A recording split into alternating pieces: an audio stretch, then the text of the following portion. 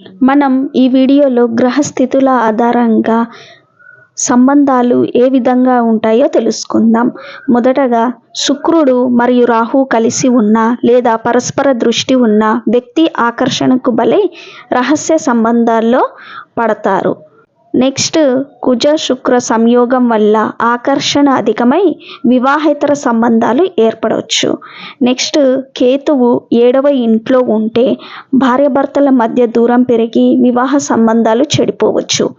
Next జన్మ జాతకంలో చంద్రుడు శుక్రుడు బలహీనంగా ఉన్న మానసిక అసంతృప్తి వల్ల తప్పుదారి పట్టే అవకాశాలు ఎక్కువగా ఉంటాయి.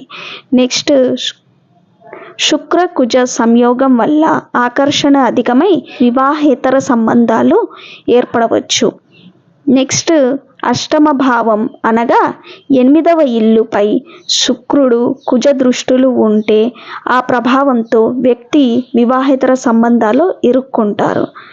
నెక్స్ట్ రాహుకేతు మరియు కుజుడు 7వ ఇంటిపై ప్రభావం చూపితే వైవాహిక జీవితం దెబ్బతింటుంది. నెక్స్ట్ రాహు శుక్రుడు కుజుడు మహాదశ లేదా అంతర్దశలో ప్రేమ సంబంధాలు దెబ్బతినే అవకాశం ఉంటుంది.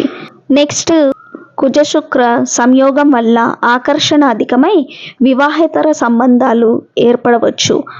ఇవే కాకుండా మీరు మిగతా గ్రహాల స్థితిగతులు చూడాలి. అలాగే లగ్ననాథుడు ఎలా ఉన్నాడు, లగ్నంపై ఏ గ్రహం దృష్టి పడింది, D9 చార్ట్ కూడా చూడాలి.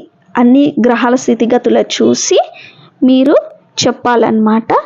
సో ఇదండి నా ఈ వీడియో. మీకు నచ్చినట్లయితే లైక్, షేర్ అండ్ సబ్స్క్రైబ్ చేయండి. అలాగే మీ జాతక వివరాల గురించి తెలుసుకోవాలంటే నా ఈ నంబర్ని సంప్రదించండి. ధన్యవాదాలు.